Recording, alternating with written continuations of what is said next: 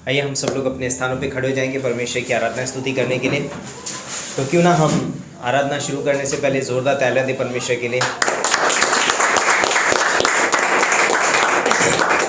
आराधना में जाने से पहले हम प्रार्थना करेंगे और परमेश्वर का धन्यवाद करेंगे इस खूबसूरत समय के लिए, इस दिन के लिए और इस जीवन के लिए जो उसने हमको दिया है, और उसकी आराधना स्तुति करने के लिए ये मौका दिया है हमको कि हम उसके गीतों को गा सकें। इस दुनिया में बहुत सारे लोग हैं जो शायद आज किसी और स्थान पे होंगे, लेकिन धन्यवाद देते हैं परमेश्वर का कि उसने हमें इस स्थान पे रखा है ताकि हम उसके नाम को ऊंचा उठा सकें। तो आइए हम प्रार्थना करते हैं। परमेश्वर पिता, हम धन्यवाद देते हैं इस खूबसूरत समय के लिए, इस दिन के लिए। धन्यवाद देते हैं तेरे प्रेम, तेरे अनुग्रह के लिए, तेरी दया के लिए पिता परमेश्वर। खासकर हम प्रार्थना करते हैं हमारे हृदय को, हमारे गलों को खोल दे पिता परमेश्वर तेरी आराधना स्तुति करने के लिए। होने दे पिता परमेश्वर, पूरे जोश खरोश के साथ हम तेरी आराधना स्तुति करें पिता परमेश्वर, तेरे नाम को ऊंचा उठाएं, तेरी महिमा तेरी स्तुति हो पिता परमेश्वर। तेरे स्वभाव को, तेरे चरित्र को हम जान सकें तेरे गीतों के द्वारा पिता परमेश्वर। ऐसी हम प्रार्थना करते हैं प्रभु यीशु मसीह के नाम से मांगते हैं, आमीन आमीन। Praise the Lord, hallelujah. Okay, गीत गाएंगे परमेश्वर की आराधना स्तुति के लिए। तूने मुझे आगे पीछे घेर रखा है, अपना हाथ मुझ पर रखे रहता है। तूने मुझे आगे पीछे घेर रखा है, अपना हाथ मुझ पर रखे रहता है। तूने मुझे आगे पीछे घेर रखा है, अपना हाथ मुझ पर रखे रहता है। मेरी आत्मा से भाग कर मैं कहाँ जाऊँ, मेरी आत्मा से भाग कर मैं कहाँ जाऊँ। तूने मुझे आगे पीछे घेर रखा है, अपना हाथ मुझे पर रखे रखा है।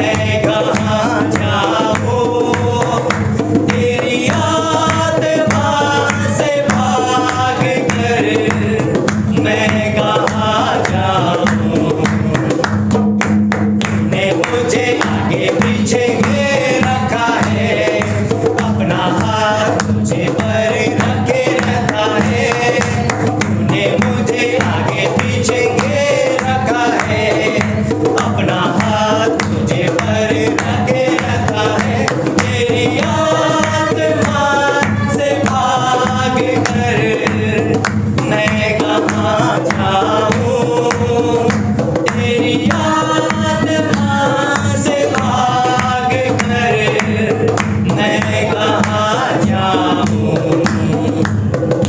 लहरों पे चलूँ तो तू वहाँ है, तूफान में गिरूँ तो तू वहाँ है। लहरों पे चलूँ तो तू वहाँ है, तूफान में गिरूँ तो तू वहाँ है। तेरी आत्मा से भाग कर मैं कहाँ जाऊँ, तेरी आत्मा से भाग कर मैं कहाँ जाऊँ। ने मुझे आगे पीछे घेर रखा है, अपना हाथ मुझे पर रखे रहता है। तूने मुझे आगे पीछे घेर रखा है, अपना हाथ मुझे पर रखे रहता है। तेरी आत्मा से भाग कर मैं कहाँ जाऊँ, तेरी आत्मा से भाग कर मैं कहाँ जाऊँ, मैं कहाँ जाऊँ। यस गॉड, सच में हम परमेश्वर से भाग करके कहीं नहीं जा सकते।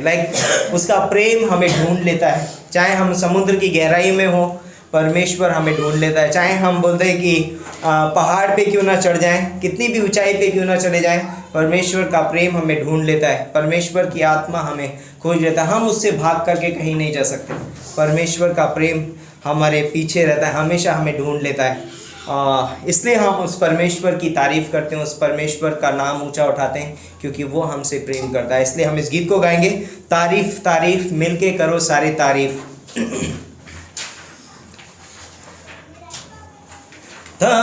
तारीफ़ तारीफ़ मिलके करो सारे तारीफ़, तारीफ़ तारीफ़ मिलके करो सारे तारीफ़।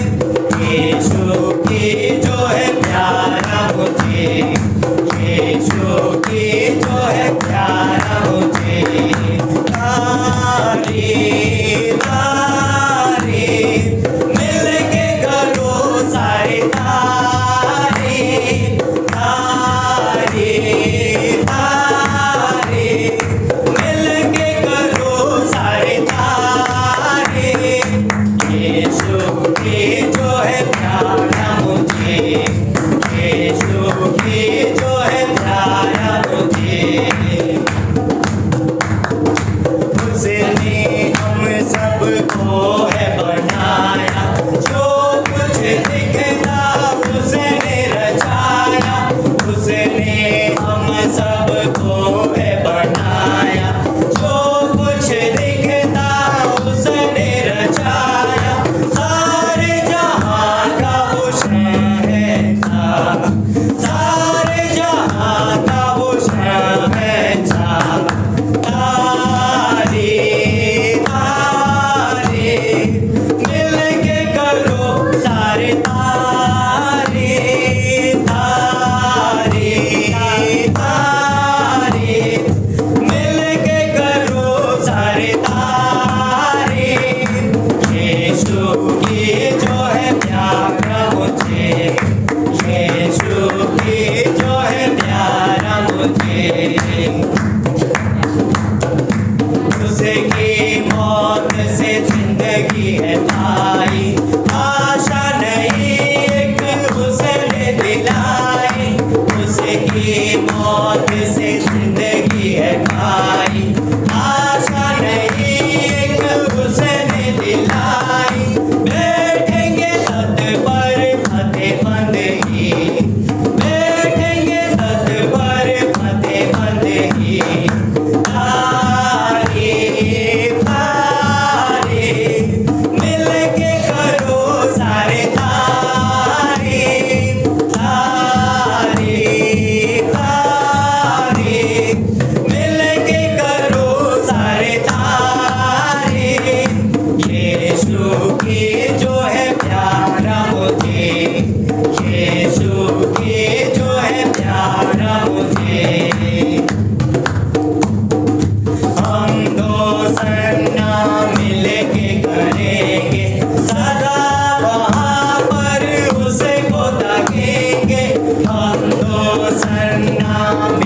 के करेंगे, सदा वहाँ पर उसको तकेंगे, गीत नया वहाँ गाएंगे, गीत नया वहाँ गाएंगे।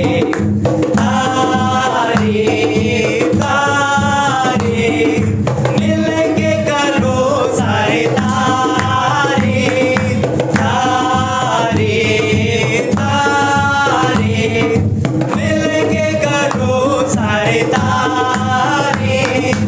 यीशु की जो है प्यारा मुझे, यीशु की जो है प्यारा मुझे, यीशु की जो है प्यारा मुझे। सच में परमेश्वर, हम तेरे नाम को ऊंचा उठाते हैं, हम तेरी तारीफ करते हैं, क्योंकि तू तारीफ के योग्य परमेश्वर है। तेरी मौत से हमने जिंदगी पाई है पिता परमेश्वर। परमेश्वर पिता, हमने उस मृत्यु पर फतेह पाई है। यस, तू महान है परमेश्वर, तू सर्वशक्तिमान है। हम कुछ नहीं थे पिता परमेश्वर, लेकिन तूने हमें बहुमूल्य बनाया है। धन्यवाद देते हैं पिता परमेश्वर कि तू मनुष्य से बहुत प्रेम करता है।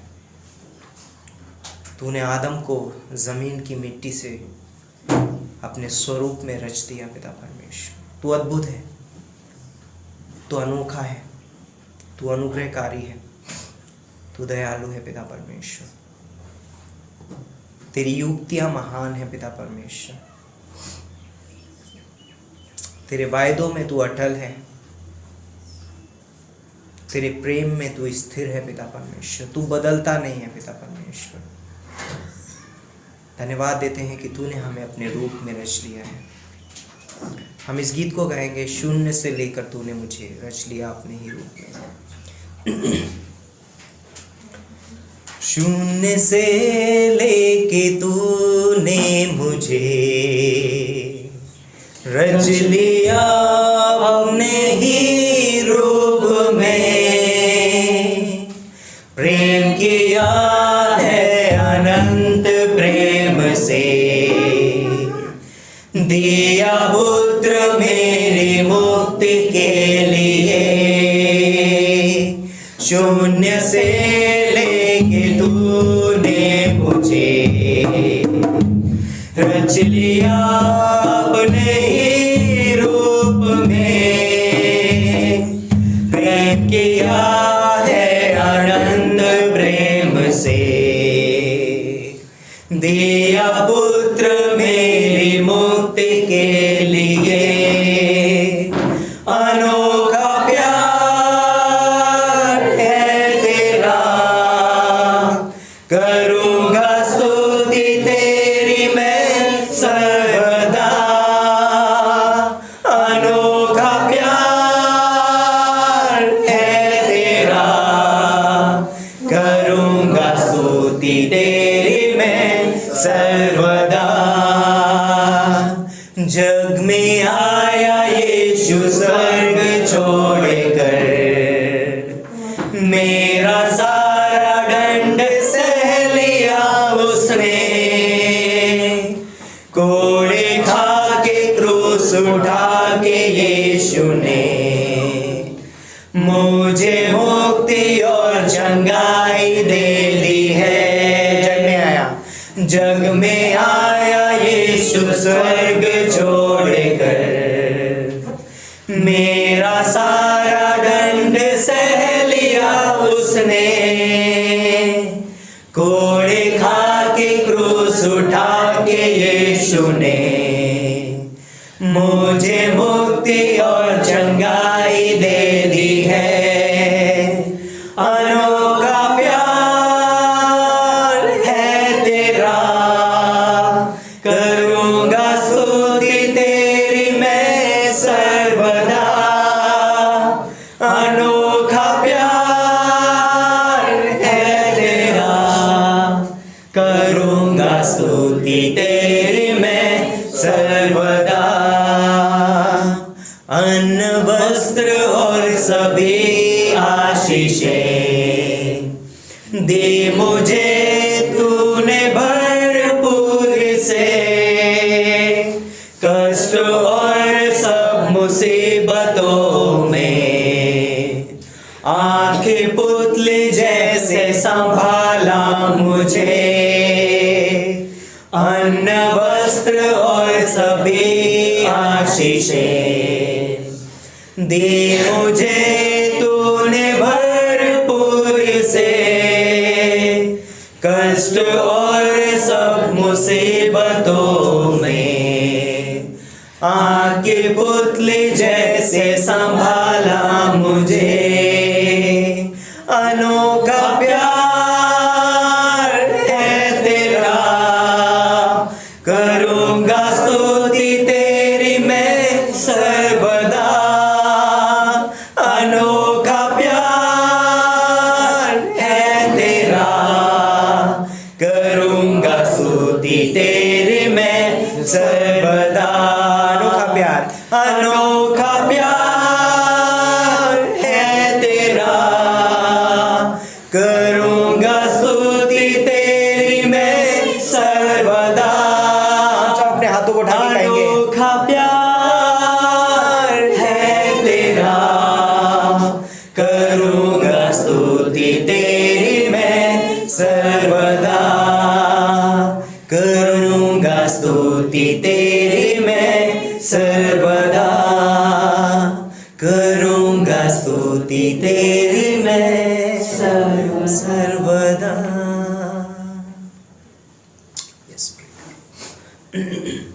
पवित्र हमारे जीवित और महान परमेश्वर पिता, आपके महान अनुग्रह के लिए, आपकी दया के लिए और पिता परमेश्वर हम आपकी विश्वास योग्यता के लिए हम आपका धन्यवाद देते हैं।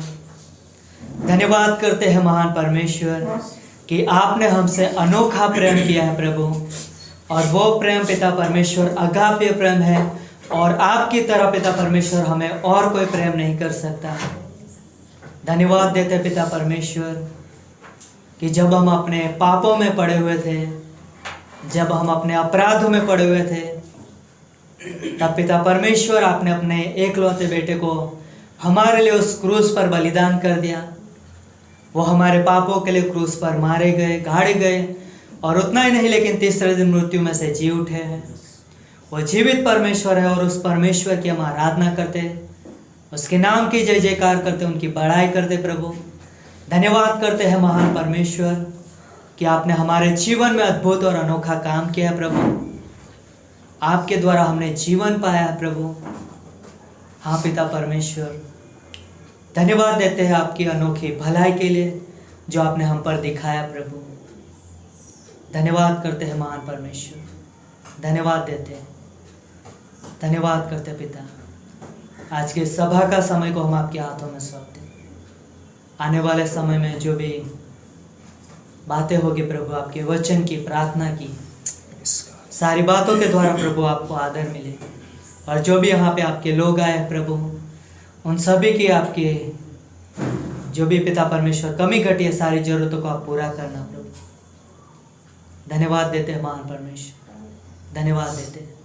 सारा आदर, सारी महिमा, सारी प्रशंसा सिर्फ और सिर्फ आपको देते हैं। ये प्रार्थना यीशु मसीह के नाम से मांगते हैं, आमीन। सभी लोग बैठ सकते हैं।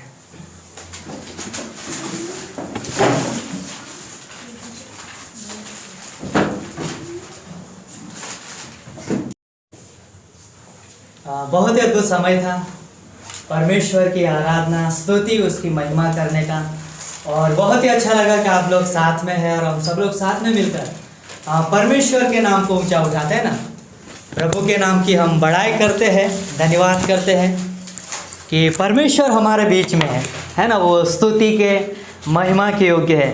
तो परमेश्वर का धन्यवाद देते हैं। तो परमेश्वर हमारे बीच में है, हम हर हृदय से है ना परमेश्वर का स्वागत करते हैं, क्योंकि उसके बिना हमारा जीवन कुछ भी नहीं है ना।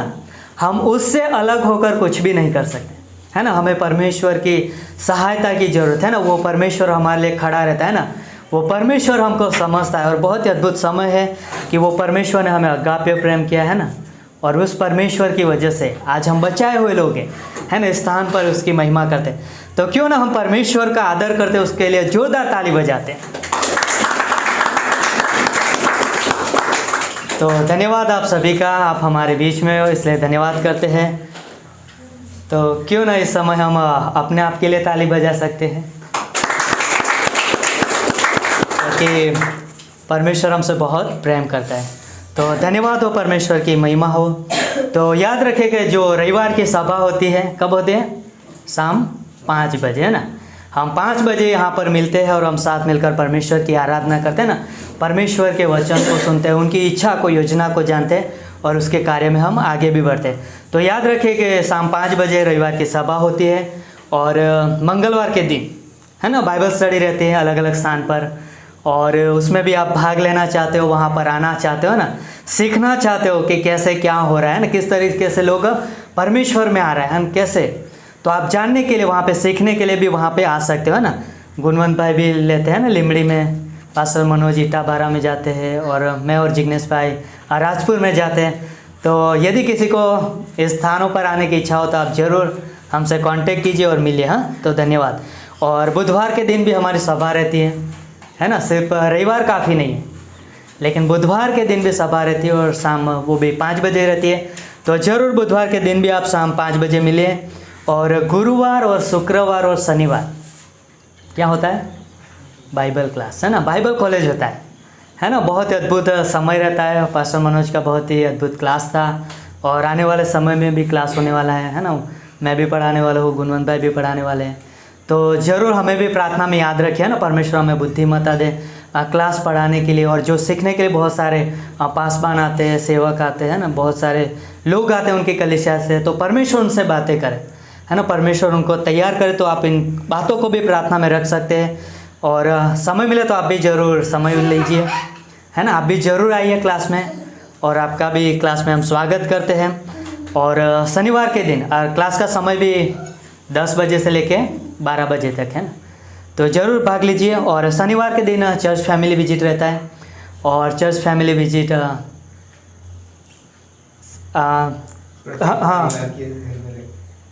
हाँ, प्रत्येक परिवार के घर में रखा जाता है ना, चर्च मेंबर के घर पे। तो किसके घर पे रखा जाएगा वो आपको बता दिया जाएगा ना, तो इसलिए आप वो भी ध्यान में रखिए। और आप, हम जानते हैं हम सब लोग मिलते हैं, और जो नए लोग हैं वो भी आप आना चाहते हो तो आपका स्वागत है वहाँ पर। और फेथ मिशन के बारे में हमने काफ़ी बार बात किया है ना, फेथ मिशन के बारे में। और फेथ मिशन हम किसके लिए है? मिशनरियों के लिए ना, जो कि निस्वार्थ है ना, अपने परिवार को छोड़ के आते हैं, अपने स्थान को छोड़ के आते हैं ना, बाइबल कॉलेज करते हैं ना, सेवा करते हैं अलग अलग स्थान पर। तो उन लोगों को हम सहायता करते हैं ना, ग्रेटर ग्रेस कलीसिया है ना, उनको मदद करते हैं। तो फेथ मिशन के बारे में है कि आप जो भी आपने ठाना है मन में देने के लिए, है ना, साल में, या तो साल में कितनी, मतलब आपने देना है, जैसे भी आपने क्रम के अनुसार रखा है, तो उस अनुसार आप ज़रूर संपर्क कीजिए, है ना, मिलिए, जिग्नेश भाई को मिलिए, पास्टर मनोज को भी आप मिल सकते हैं, और उसके बारे में आप भाग ले सकते हैं। तो क्रिसमस का भी प्रोग्राम आ रहा है, तो क्या आप सब लोग क्रिसमस के लिए उत्साहित हो? है ना, पिछली बार बहुत ही अच्छा समय रहा है ना, खोए हुए लोग भी आए थे, है ना, बहुत लोग प्रभु को जान पाए। तो ये समय भी रहेगा क्रिसमस प्रोग्राम, और हमारा मकसद क्या होता है? जो विश्वासी हो प्रभु में और बढ़ते जाए, है ना, आत्मिकता में, प्रभु में, और उसके रिश्ते में मजबूत हो जाए। लेकिन और भी भेड़े हैं जो खोए हुए हैं, है ना, इस बाड़े में नहीं है, तो उनको भी इस भवन में लाना जरूरी है। और इसलिए हम क्रिसमस प्रोग्राम भी मनाने वाले हैं, और उसके लिए भी काफ़ी सारी ज़रूरतें लगेगा, है ना। तो इस सारी ज़रूरतों को आप प्रार्थना में भी रख सकते हो ना, परमेश्वर पूरा करे। तो अभी से हम तैयारी कर रहे हैं, तो आप प्रार्थना कीजिए, अभी से शुरुआत कीजिए, है ना, परमेश्वर सारी ज़रूरतों को पूरा करे। और हम जानते हैं कि इस ग्रेटर ग्रेस चर्च झालुद की बहुत सारी ज़रूरत है ना, परमेश्वर उन सारी ज़रूरतों को भी परमेश्वर पूरा करे, सही समय में उपाय करे। और धन्यवाद देते हैं कि हमारे साथ पास्टर मनोज है, उनके साथ टीम है ना, और जो भी आप सब लोग साथ हैं, और हम सब साथ मिलकर, है ना, परमेश्वर के कार्यों को आगे लेके जाते हैं। तो यही था अनाउंसमेंट, और ख़ास अनाउंसमेंट ये भी था कि इस चर्च का रजिस्ट्रेशन करना है ना, तो उसके लिए भी आप प्रार्थना में रखिए, उनकी भी ज़रूरत है, परमेश्वर उपाय करें ना, क्योंकि एक ज़मीन चाहिए ना, खुद का एक बाइबल कॉलेज भी हो सके, वहाँ पे खुद का चर्च भी हो ना, उसी के लिए तो प्रार्थना में रखें इन सारी चीज़ों को। तो आज प्रभु मैच भी है, प्रभु मैच में हम भागी भी होने वाले हैं, तो क्यों ना प्रभु मैच में भी जाने से पहले हम अपने मनों को तैयार करते हैं ना। तो आइए इन सारी बातों के लिए हम प्रार्थना करते हैं और आगे में समय में आगे बढ़ते हैं, प्रार्थना करते हैं। सर्वशक्तिमान हमारे जीवित और महान परमेश्वर पिता, आपके महान अनुग्रह के लिए, आपकी महान दया के लिए हम आपका धन्यवाद देते हैं पिता परमेश्वर, कि आप हमारे पक्ष में हो, और इसलिए हम हियाव से कह सकते हैं कि परमेश्वर हमारी ओर है तो हमारा विरोधी कौन हो सकता है। हाँ प्रभु यीशु मसीह, हम जानते हैं कि आपने कहा है कि अधोलोक के फाटक भी है ना आपके लोगों के विरुद्ध में प्रबल नहीं होंगे। और धन्यवाद देते हैं आपके प्रतिज्ञा के लिए, वायदों के लिए, जो हमें प्रोत्साहन देती है पिता परमेश्वर। और इसलिए हम इस कलीसिया का दैहिक का जीवन जीते प्रभु, आपकी सेवा में आगे बढ़ते पिता परमेश्वर, आपकी महिमा के लिए जीते, और इसलिए हम आपकी आराधना करते पिता परमेश्वर। और धन्यवाद देते पिता परमेश्वर कि आपने हमें इस कलीसिया में रखा है प्रभु, और इस कलीसिया का हम हिस्सा है प्रभु, और आपकी महिमा बढ़ाई करते प्रभु। धन्यवाद देते, आगे के समय को हम आपके हाथों में सौंपते हैं। प्रभु मैच में भी हम शामिल होने वाले हैं। आप हमारे हृदय को, मनों को तैयार करना, हमसे बातें करना प्रभु, ताकि हम आपके बलिदान को याद करें, हम आपको स्मरण करें, हम आपका धन्यवाद दें पिता परमेश्वर। वैसे हमारी प्रार्थना, धन्यवाद देते हैं। आगे का हर एक समय आपके हाथों में सौंपते हैं। इस चर्च की हर एक ज़रूरतों को पूरा करना, हर एक से बातें करना, और आप अपनी महिमा लेना। ये प्रार्थना यीशु मसीह के नाम से मांगते हैं, आमीन।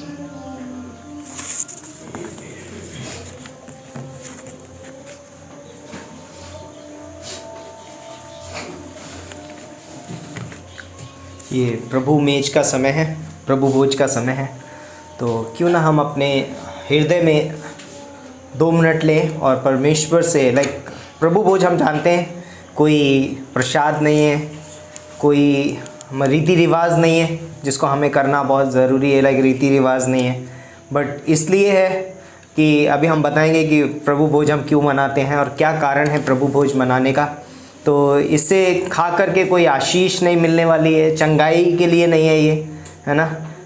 क्या है प्रभु भोज हम आपको बताएंगे। इससे पहले कि हम प्रभु भोज में जाएं, हम अपने हृदय को तैयार करेंगे। ना जाने अनजाने में हमसे कई बार बहुत सारे पाप हो जाते हैं, है ना। मन वचन कर्म से मनुष्य पाप करता है, और उसकी वजह से बोलता है कि जब एक विश्वासी पाप करता है तो वो संगति खो देता है। इसको इंग्लिश में बोलते हैं कम्युनियन, है ना। जब इंग्लिश में प्रभु भोज को कम्युनियन बोलते हैं, कम्युनियन मीन्स एक साथ मिलना, इकट्ठा होना, है ना। तो यदि बोलते हैं कि पैर गंदे हैं तो आप ये मिल नहीं सकते, है ना। पुराने समय में तो पहला यूहन्ना 1:9 में लिखा है कि यदि हम अपने अपराधों को मान लें तो वो विश्वास योग्य और धर्मी है हमारे सारे अधर्म से हमें शुद्ध करने और हमारे पापों को क्षमा करने के लिए। तो हम 2 मिनट्स लेंगे, हम अपने हृदय को तैयार करेंगे, परमेश्वर के सम्मुख जाएंगे, ताकि हमारी संबंध तो बना हुआ है लेकिन संगति बरकरार रहे। ओके परमेश्वर पिता,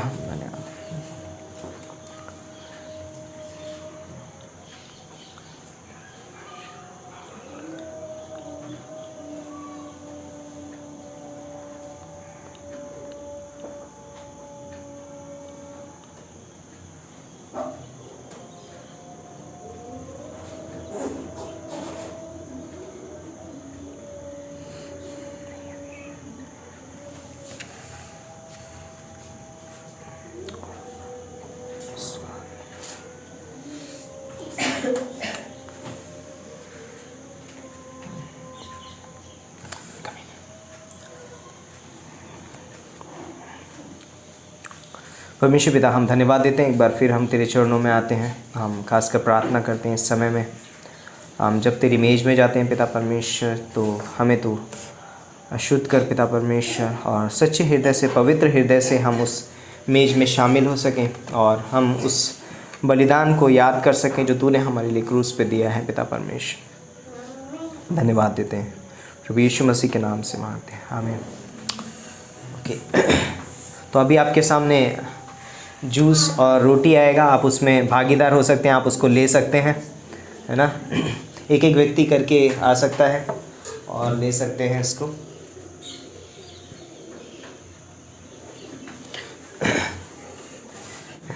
ओके, आइए हम सब लोग खड़े हो जाएंगे और पहला कुरिन्थियों का 11वां अध्याय और उसकी 23, 24 और 25वीं पंक्ति पढ़ेंगे। क्योंकि ये बात मुझे प्रभु से पहुंची और मैंने तुम्हें भी पहुंचा दी कि प्रभु यीशु जिस रात वह पकड़वाया गया, रोटी ली और धन्यवाद करके तोड़ी और कहा कि ये मेरी देह है जो तुम्हारे लिए है, मेरे स्मरण के लिए यही किया करो। उसी रीति से उसने ब्यारी के पीछे कटोरा भी लिया और कहा, ये कटोरा मेरे लहू में नई वाचा है, जब कभी पियो तो मेरे स्मरण के लिए यही किया करो।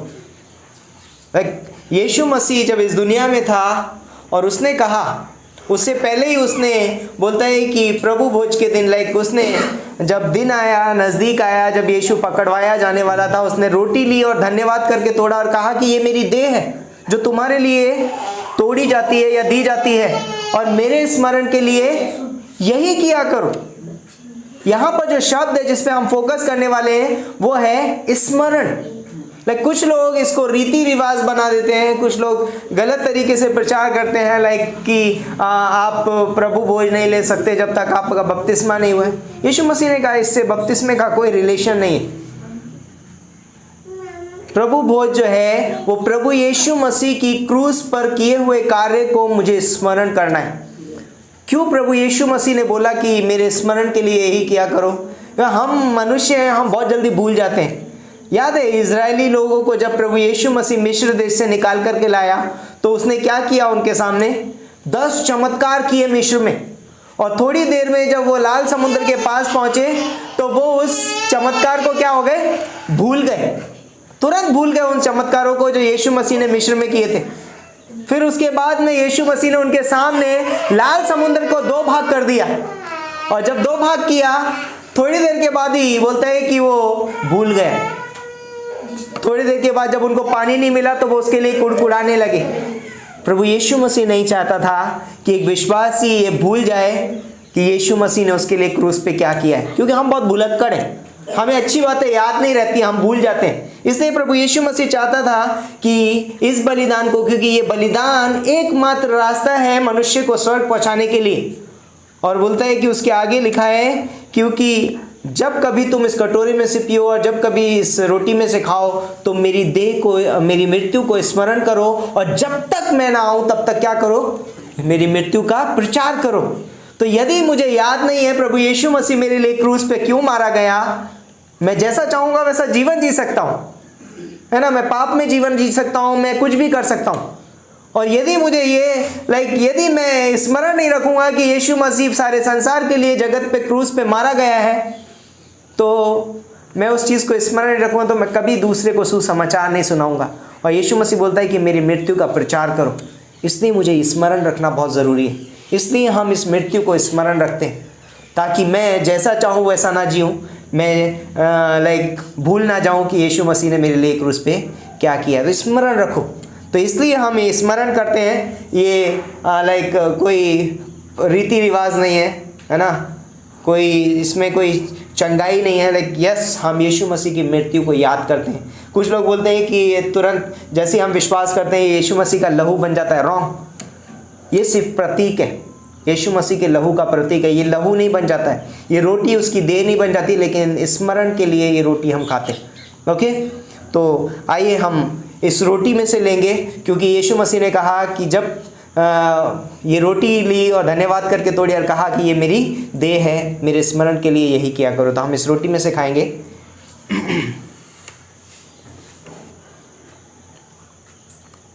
उसी के पीछे उसने उसी रीति से उसने ब्यारी के पीछे कटोरा भी लिया और धन्यवाद करके कहा, ये कटोरा मेरे लहू में नई वाचा है।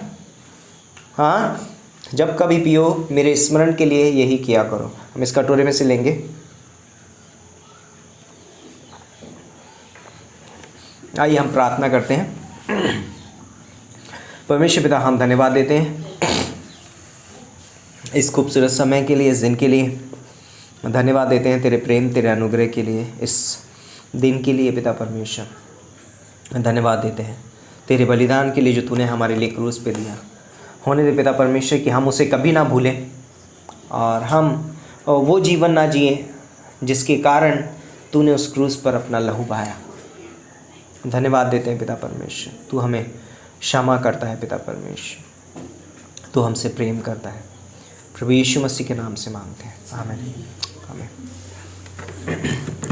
जूम बंद हो गया है, रिकनेक्ट कर दें।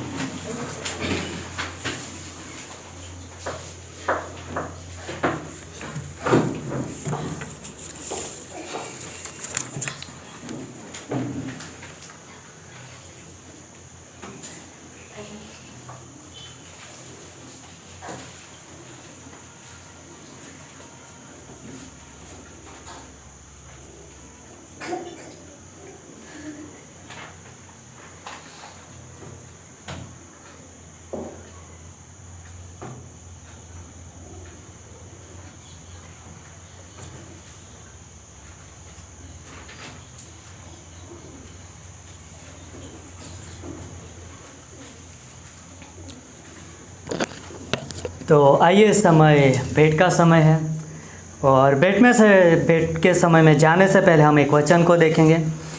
2 कोरिन्थियों का 9वां अध्याय और उसकी 6वीं पंक्ति।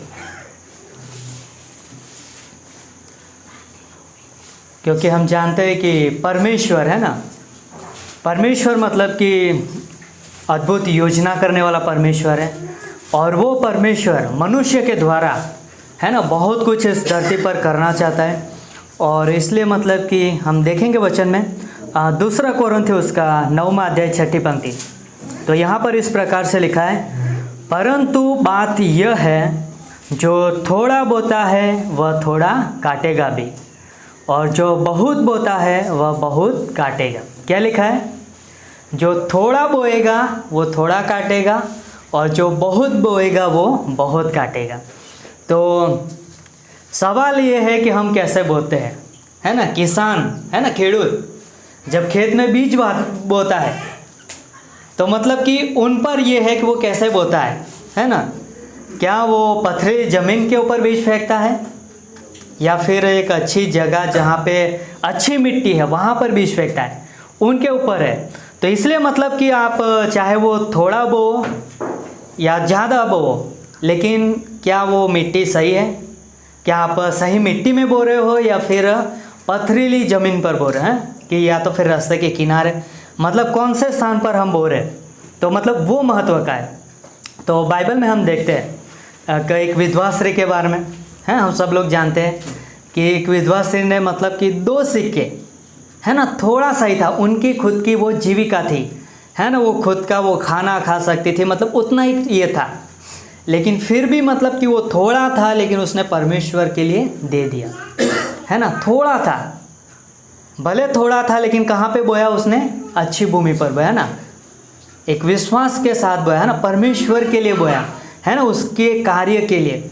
तो इसलिए मतलब ये महत्व का है। और जब हम देखते हैं बाइबल में कि ज़्यादा बोना है ना, और हम देखते हैं बाइबल के अंदर अनानिया और सफीरा के बारे में, है ना, सबको पता है ना अनानिया और सफीरा, कि उनके पास बहुत कुछ था है ना, और वो भी अपना हिस्सा है ना, अपना खेत, अपना सारी चीज़ों को बेचकर वो परमेश्वर के भवन में लेके आए। लेकिन वो जब उन्होंने अपना हिस्सा परमेश्वर के सामने लेके आए, चर्च में प्रेरितों के पाँव के नीचे रखे, तो उन्होंने वहाँ पे कैसे दिया? क्या उन्होंने हृदय से दिया? नहीं दिया है ना, उन्होंने मतलब कि अपने स्वार्थ के लिए दिया है ना, लेके आए ज़्यादा, लेकिन उन्होंने वो कहाँ पे बो रहे हैं? पथरीली जगह पर है ना, जहाँ से वो उगेगा नहीं, फल नहीं मिलेगा है ना, वैसे स्थान पर उन्होंने बोया। और इसलिए हम देखते हैं अनानिया और सफीरा वो मतलब कि स्वार्थ के लिए परमेश्वर के पास लेके है ना, ताकि लोगों को ये भी कहने लगे, लोग उनकी तारीफ करें, प्रशंसा करें है ना। वो परमेश्वर के कार्य के लिए नहीं दे रहे, वो हृदय से विश्वास के साथ नहीं दे रहे, लेकिन वो इस मकसद से दे रहे कि लोग हमारी तारीफ करें, लोग देखें कि हाँ ये कितना प्रभु के लिए दे रहे हैं ना, लोगों से प्रशंसा पाना चाहते थे। लेकिन क्या ऐसा उसका प्रतिफल परमेश्वर से मिलेगा? नहीं मिलेगा। क्यों? क्योंकि उन्होंने कहाँ पर बोया? पथरीली ज़मीन पर है ना, जहाँ से कोई मतलब वो पौधा भी नहीं बढ़ेगा और फल भी नहीं मिलेगा। तो इसलिए मतलब यहाँ पे वचन में कहा कि जो थोड़ा बोता है वो थोड़ा काटेगा और जो बहुत बोता है वो बहुत काटेगा। लेकिन थोड़ा है, लेकिन थोड़ा हम कहाँ पर बोते हैं वो हम पर है ना। ज़्यादा है लेकिन वो हम कैसे बोते हैं है ना, वो हमारे पर है। तो इसलिए मतलब कि जब हम परमेश्वर के लिए बोते हैं है ना, हम परमेश्वर के खेती के है ना सहकर्मी है, परमेश्वर के राज्य के लिए। और इसलिए मतलब कि हमें कैसे देना चाहिए, विश्वास से देना चाहिए है ना, परमेश्वर के प्रेम से प्रेरित होकर है ना, परमेश्वर की महिमा के लिए हमें देना चाहिए। तो हमें इसलिए देना है क्योंकि इस धरती पर परमेश्वर अद्भुत काम करने वाला है ना। वो नया नया काम करना चाहता है ना, अलग अलग तरीके द्वारा काम करना चाहता है। लेकिन परमेश्वर किसका उपयोग करना चाहता है, हम सब का है ना। इसलिए हम आज इस कलीसिया के देह का हिस्सा है। तो क्यों ना इस समय हम परमेश्वर के सन्मुख हम अपनी भेंटों को लेके आते। तो चाहे वो थोड़ा बोए लेकिन ज़्यादा भी बोए, लेकिन कैसे बोए, विश्वास के द्वारा बोए है ना, परमेश्वर की इच्छा के अनुसार बोए, परमेश्वर को पसंद है वैसे बोए। तो क्यों ना हम इस समय प्रार्थना करते और फिर हम दान के में जाएंगे, प्रार्थना करते हैं। धन्यवाद देते हमारे महान परमेश्वर पिता, आप हमसे प्रेम करते हो और इसलिए प्रभु यीशु मसीह आप अपने आप को आपने हमारे लिए दे दिया क्रूस पर। धन्यवाद देते हैं यीशु मसीह कि आपके द्वारा हमें अनंत जीवन मिला है, स्वर्गीय जीवन मिला है और अद्भुत अनुग्रह, अद्भुत भेंट मिली है हमें। धन्यवाद देते पिता परमेश्वर, और जो भी हमारे काम कार्य के अंदर आप सामर्थ्य देते हो प्रभु, और इसलिए हम अपनी भेंटों को प्रभु आपकी महिमा के लिए, आपके राज्य के लिए लेके आते हैं। होने देना प्रभु हमारी भेंट आपके महिमा के लिए बहुत ऐसे उपयोग हो, वैसे हमारी प्रार्थना है। धन्यवाद देते, आगे का हर एक समय आपके हाथों में सौंपते हैं, आप अगुवाई करना। प्रार्थना यीशु मसीह के नाम से मांगते हैं, आमीन।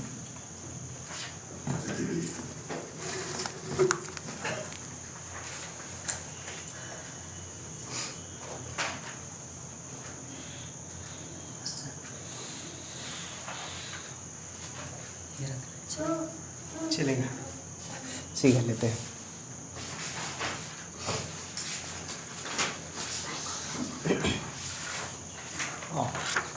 ऑफरिंग गीत,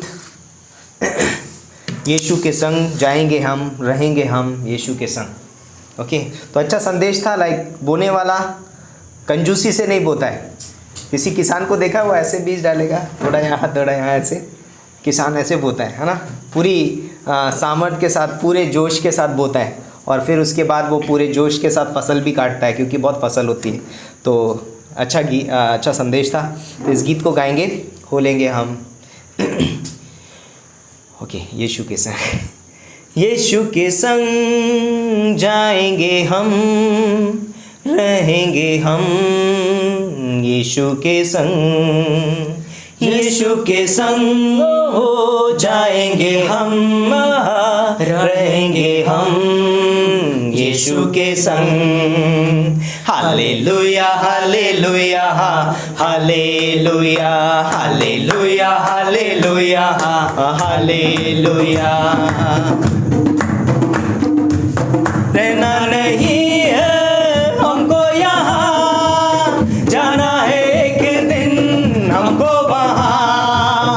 रहना नहीं है हमको यहाँ, जाना है एक दिन हमको वहाँ। यीशु के संग हो जाएंगे हम, रहेंगे हम यीशु के संग, यीशु के संग हो जाएंगे हम, रहेंगे हम यीशु के संग। Hallelujah hallelujah hallelujah hallelujah hallelujah hallelujah.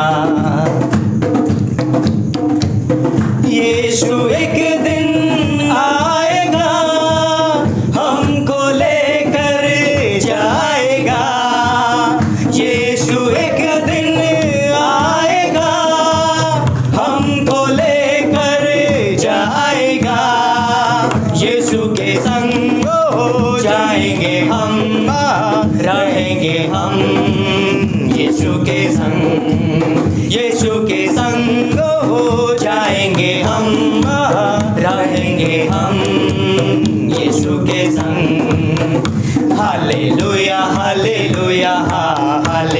Hallelujah hallelujah hallelujah hallelujah. धन दौलत को छोड़ना है, साथ ना कुछ ले जाना है। धन दौलत को छोड़ना है, साथ ना कुछ ले जाना है। यीशु के संग हो जाएंगे हम, रहेंगे हम यीशु के संग। यीशु के संग हो जाएंगे हम, रहेंगे हम यीशु के संग। Hallelujah hallelujah hallelujah hallelujah hallelujah hallelujah hallelujah hallelujah hallelujah hallelujah hallelujah hallelujah. Thank you.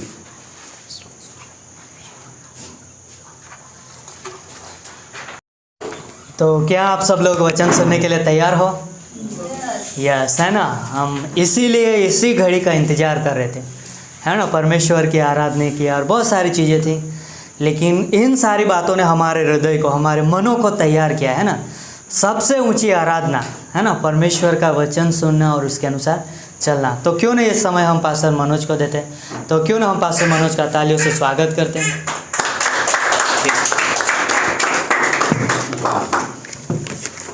क्यों ना हम सब लोग खड़े हो जाएं, हम परमेश्वर के वचन को आदर दें और हम परमेश्वर के वचन को अपने हृदयों में एक स्थान दें, क्योंकि परमेश्वर महान है और पवित्र परमेश्वर है, अद्भुत है। पहला कुरिन्थियों उसका पहला अध्याय और 18वीं पंक्ति। पहला कुरिन्थियों पहला अध्याय और 18वीं पंक्ति। आज हम क्रूस के विषय में बात करेंगे। पहला कुरिन्थियों पहला अध्याय और उसकी 18वीं पंक्ति मैं आपके सामने पढ़ूंगा। क्योंकि क्रूस की कथा नाश होने वालों के लिए मूर्खता है। यहाँ पर लिखा है क्योंकि क्रूस की कथा नाश होने वालों के लिए मूर्खता है, परंतु हम उद्धार पाने वालों के निकट परमेश्वर के सामर्थ्य है। उद्धार पाने वालों के निकट परमेश्वर की सामर्थ्य है। हमारे करीब, हमारे पास, हम जो उद्धार पाने वाले हैं उनके पास क्या है? निकट क्या है? परमेश्वर की सामर्थ्य है। तो आइए हम प्रार्थना करेंगे।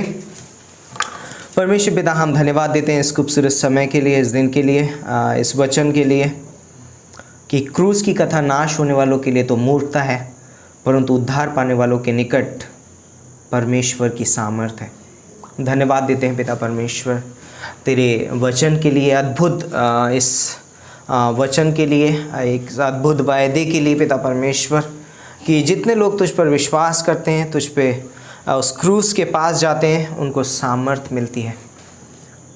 धन्यवाद करते हैं, तेरे नाम को ऊंचा उठाते हैं। मेरे मुख को छू परमेश्वर, इसे पवित्र कर। मैं एक पापी मनुष्य हूँ, परंतु तू पवित्र परमेश्वर है। होने दे पिता परमेश्वर, मेरे होठों को छू के शुद्ध कर दे पिता परमेश्वर। इससे मेरे नहीं पिता परमेश्वर, परंतु तेरे वचन निकले। अपने वचन के द्वारा तू अपने लोगों से बातें कर, पवित्र आत्मा के द्वारा अगुवाई करो, अभिषेक करो इस समय को परमेश्वर।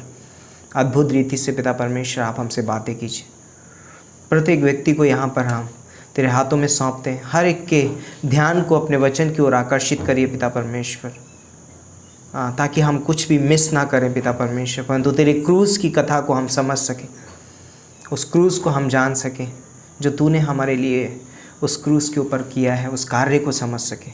धन्यवाद देते हैं, तेरे नाम को ऊंचा उठाते हैं, तेरी महिमा, तेरी स्तुति करते हैं। प्रभु यीशु मसीह के नाम से मांगते हैं, आमीन आमीन। Praise the Lord. आप सभी लोग बैठ सकते हैं। वाओ, जॉय, आमीन।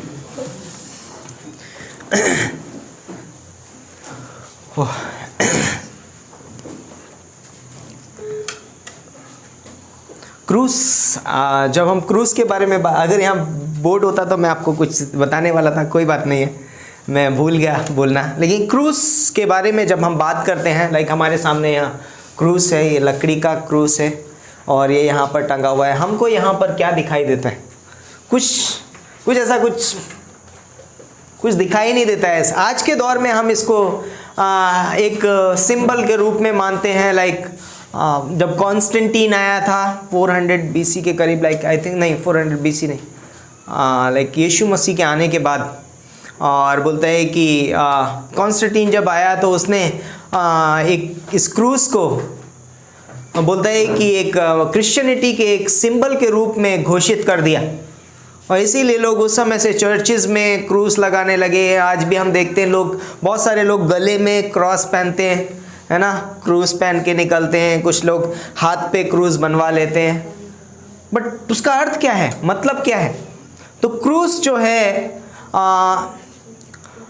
बोलते हैं कि यीशु मसीह के आने से कुछ समय पहले ही रोमियो द्वारा, रोमन साम्राज्य था उस समय पे जब यीशु मसीह का जन्म हुआ, उस समय रोमन साम्राज्य था। और हम जानते, थोड़ा बैकग्राउंड देखेंगे, हम बैकग्राउंड देखेंगे कि बैकग्राउंड में क्या हो रहा है। यहाँ नहीं, यहाँ बैकग्राउंड में क्या हो रहा है वो नहीं, वहाँ बैकग्राउंड में क्या हो रहा है, इतिहास में, है ना, पृष्ठभूमि हम देखेंगे, ऐतिहासिक पृष्ठभूमि। और वहाँ पर हम देखते हैं कि जब यीशु मसीह इस धरती पे आने वाला था, उससे पहले ही यहूदी लोग जो थे, किसी को भी बोलते रास्ते में पकड़ा और उसको पथराव करके मृत्यु दंड दिया करते थे। फिर बोलते हैं कि रोमन साम्राज्य ने बोला कि ये नहीं चलेगा आप, क्योंकि हम राज कर रहे हैं, तो उन्होंने उस मृत्यु का तरीका बदल दिया। आप बोलते हैं कि उन्होंने वो मृत्यु ठहराई। उन्होंने बोला कि यदि कोई व्यक्ति ज़्यादा गहन अपराध में पकड़ा जाएगा तो उसको क्रूस की मृत्यु दी जाएगी। और ये यीशु मसीह के आने से कुछ समय पहले ही हुआ। और जब यीशु मसीह ने इस धरती पे जन्म लिया तो उस समय किसी भी व्यक्ति को यदि कोई मृत्यु दंड के योग्य है तो उसे क्रूस पर चढ़ाकर मृत्यु दी जाएगी। क्यों हुआ ऐसा? क्यों उन्होंने इस तरीके से इस मृत्यु की घोषणा की गई? क्योंकि बाइबल बताती है कि यीशु मसीह के इस धरती पे आने से पहले 300 साल पहले, 700 साल पहले, 400 साल पहले, बहुत साल पहले यीशु मसीह की मृत्यु की घोषणा कर दी गई थी, है ना। अगर आप पढ़ेंगे यशायाह का 53वां अध्याय, 51, 52, 53 अध्याय पढ़ेंगे आप, वहां पर आपको पता चलेगा यीशु मसीह की मृत्यु, उसकी सफरिंग, किस तरीके से दुख उठाएगा, वो सब कुछ वहां पर मिलता। भजन संहिता 22 हमको वहां पर मिलता है कि यीशु मसीह किस तरीके से दुख उठाएगा। और उसके बोलता है कि वो भविष्यवाणियां कर दी गई हैं। अब परमेश्वर अपनी भविष्यवाणियों को पूर्ण करने वाला है। और बाइबल बताती है उत्पत्ति के 3 अध्याय में परमेश्वर ने एक वायदा किया है कि एक मेमना घात किया जाएगा। और बोलते हैं कि जगत की उत्पत्ति से पहले ही मेमना घात किया जा चुका है। और वो मेमना प्रभु यीशु मसीह इस धरती पे आया और वो क्रूस एक वेदी का चिन्ह है। पुराने नियम में जब मंदिर में लोग जाते थे तो वहां पर बलिदान लेकर के जाते थे। और वो बलिदान उनके पापों के लिए हुआ करता था। और वो पापों के प्रायश्चित के लिए वहां पर बलिदान लेकर के जाते थे। कोई कबूतर लेकर के जाता था, कोई बकरा, कोई मेढ़ा, कोई जिसकी जैसी हैसियत। और वो उस वेदी के ऊपर चढ़ाते थे। और वहां पर वो उसकी घोषणा होती थी कि उसके पाप क्या हो गए, ढांप दिए गए हैं। हमेशा के लिए खत्म नहीं हुए, लेकिन ढांप दिए गए हैं। लेकिन बोलता है कि बाइबल बताती है, अगर इब्रानियों का अध्याय पढ़ोगे आप, 10वें अध्याय में लिखा है कि बोलते हैं कि अनहोना है कि बैलों और बकरों का लहू मनुष्य के पापों को ढक सके या क्षमा कर सके, इसलिए मैं आ गया। यीशु मसीह बोलता है इसलिए मैं आया। तो क्रूस जो है एक वेदी है जहां पर बाइबल में लिखा हुआ है कि लहू बहाए बिना पापों की क्षमा नहीं होती। इसलिए यीशु मसीह के बारे में लिखा गया था कि वो काठ पर लटकाया जाएगा। किस पे लटकाया जाएगा? काठ पर लटकाया जाएगा। जैसे मूसा ने, गिनती की किताब उसका 21-22वें अध्याय में बोलता है, जैसे मूसा ने सर्प को ऊंचे पर चढ़ाया उसी रीति से अवश्य है। यूहन्ना के 3 अध्याय में यीशु मसीह उसको बताता है कि जिस रीति से निकोदेमुस से बातें करता है, जिस रीति से मूसा ने सर्प को ऊंचे पे चढ़ाया उसी रीति से अवश्य है कि मनुष्य का पुत्र भी चढ़ाया जाए। ये परमेश्वर लाइक जब परमेश्वर बोलता है तो उसे पूरा करना भी जानता है। इसीलिए बोलता है कि रोमन लोगों ने ये सजा निकाली और उस समय में यीशु मसीह आया और हम जानते हैं कि यीशु मसीह उस क्रूस पर मर गया। तो क्रूस वो स्थान था जहां पर एक पापी व्यक्ति को क्या किया जाता है, चढ़ाया जाता है, मृत्यु दंड दिया जाता है। लेकिन यीशु मसीह तो पापी नहीं था, यीशु मसीह ने कोई पाप नहीं किया। यीशु मसीह सिर्फ बोलता है कि पवित्र पैदा ही नहीं हुआ, निष्पाप पैदा ही नहीं हुआ, परंतु वो धर्मी भी है, वो धर्मी भी है। तो जब यीशु मसीह क्रूस पे मारा गया बोलते हैं तो वो सिर्फ एक पवित्र बलिदान के रूप में ही नहीं, परंतु एक धर्मी व्यक्ति के रूप में भी, उसकी धार्मिकता भी हमको उड़ा दी गई। तो इसलिए बोलता है कि जब बोलते हैं कि बाइबल बोलती है कि जब यीशु मसीह क्रूस के ऊपर मारा गया तो उसका कारण एक ही था, प्रतिस्थापन। वो क्रूस पता है किसका स्थान था? वो क्रूस यीशु मसीह के लिए नहीं था, वो क्रूस मेरे और आपके लिए था। उस क्रूस पे हमारी मृत्यु होनी थी, उस क्रूस के लायक हम थे, लेकिन प्रभु यीशु मसीह ने हमारे स्थान को चुन लिया ताकि हम उस स्थान पे ना जा सकें। इस संसार में बोलता है कि बाइबल बताती है, रोमियो का 3:10 से लेकर 23वीं पंक्ति तक अगर पढ़ेंगे तो वहां लिखा है कि हम सब भटके हुए थे, हम सब ने अपना अपना मार्ग लिया था, किसी में भी कुछ भलाई नहीं थी, हमारे जीवों में बोलता है कि विष था, हमारे मार्ग बोलते हैं, हमारे पैर बोलते हैं कि गलत मार्गों की ओर जाते थे। बोलते मनुष्य बोलता है कि बहुत पापी था। और रोमियो का 6:23 बोलता है कि पाप की मजदूरी तो मृत्यु है। और रोमी साम्राज्य के समय में पाप की मजदूरी मृत्यु क्या है? उसे क्रूस पर मरना पड़ेगा। वो क्रूस की मृत्यु हमारे लिए थी, लेकिन प्रभु यीशु मसीह ने उस क्रूस की मृत्यु को अपने ऊपर ले लिया और वो हमारे लिए क्रूस पर मारा गया। और हम जानते हैं कि वो मृत्यु इतनी आसान नहीं थी जितना हमको आज लगता है। आज हम देखते हैं क्रूस को, हमें कोई ऐसा कुछ पता नहीं चलता है, लेकिन यदि पुराने समय में यदि किसी व्यक्ति के सामने क्रूस उसके सामने आ गया, ये तुम्हारे लिए है, तो शायद उसकी रूह कांप जाए, और शायद वो पसीने पसीने हो जाएगा कि अभी मुझे ये मृत्यु मिलने वाली है। जब यीशु मसीह के सामने क्रूस लाया गया तो बोलता है कि उसने उसको हंसी से उसको स्वीकार किया, आनंद के साथ उस पे चढ़ गया, है ना। क्योंकि क्रूस की मृत्यु बोलता है कि बहुत दर्दनाक थी। बोलता कई बार बोलते हैं कि एक व्यक्ति को क्रूस पे चढ़ाकर छोड़ दिया जाता था, है ना।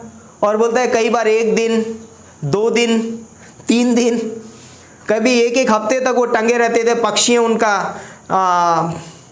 मांस निकाल देते थे। बहुत दर्दनाक मृत्यु थी। और लोग आते थे, लोग देखते थे चलते हुए और कहते थे कि देखो ये व्यक्ति कितना बेकार था, बुरा आदमी था। यीशु मसीह हमारे लिए श्राप बन गया। यीशु हमारे लिए बोलता है कि हमारा पाप उसने अपने ऊपर ले लिया। इसीलिए हमने जब पहला कुरिन्थियों का 11वां अध्याय पढ़ा और उसमें कहा यीशु मसीह ने कि मेरे स्मरण के लिए यही किया करो। ये आसान मृत्यु नहीं है जो यीशु मसीह ने हमारे लिए ली। हम जानते हैं कि वो जिस रात पकड़वाया गया वो कौन से दर्द से गुजरा। बोलते हैं कि उसके सर पे कांटों का ताज रखा गया। पता क्यों उसके सर पे कांटों का ताज रखा गया? क्योंकि मैंने गलत विचार विचारे थे। उसके हाथों पैरों में बोलता है कि उसके पीठ पे बोलते हैं कि 39 कोड़े मारे गए उसके शरीर पे। 39 कोड़े, दर्दनाक मृत्यु थी, आसान नहीं था। आप सोचो आपको कभी जख्म हुआ है, कहीं पर आपको लगा है और आप कभी ऐसे टच हो गया वो जख्म किसी चीज पे, करके देखा है आपने कभी? बहुत दर्दनाक था। यीशु मसीह के पीठ पे 39 कोड़े मारे गए और बोलते हैं वो कोड़ा ऐसा था कि वो जहां पड़ता था वो मांस बाहर निकाल देता था। तो जब यीशु मसीह के बारे में लिखा है कि यीशु मसीह की देह पे जख्म नहीं थे, यीशु मसीह की देह एक जख्म बन गई थी। आप पहचान नहीं सकते कि यीशु मसीह कैसा है, वो एक जख्म की तरह दिखाई दे रहा था। और बोलता है कि वो उस क्रूस पे वो चढ़ाया गया। सोचो कितना पेनफुल होगा, कितना दर्दनाक होगा वो। बिकॉज ऑफ आवर सिन, हमारे पाप की वजह से, हमारे पाप की वजह से यीशु मसीह उस क्रूस पे गया। मतलब वो क्रूस जो थी वो हमारे लिए थी, हमें उस क्रूस पे जाने था। हमने अपना मार्ग लिया था, हम भटक गए थे, हम पापी थे, हमने गलत काम किया था, लेकिन यीशु मसीह हमारे लिए उस क्रूस पर मरा। रोमियो का 5:8 लिखा है कि जब हम पापी ही थे तो प्रभु यीशु मसीह हमारे लिए क्रूस पर मरा। हम उस क्रूस पे जा रहे थे, हमने पाप किया था, और लेकिन एक चीज़ बीच में आ गई। पता है क्या है? लव ऑफ गॉड, परमेश्वर का प्रेम बीच में आ गया।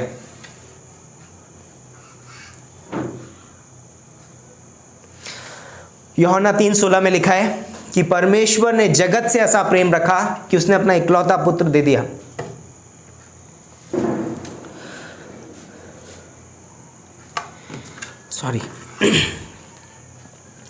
तो परमेश्वर का जो प्रेम है वो बीच में आ गया।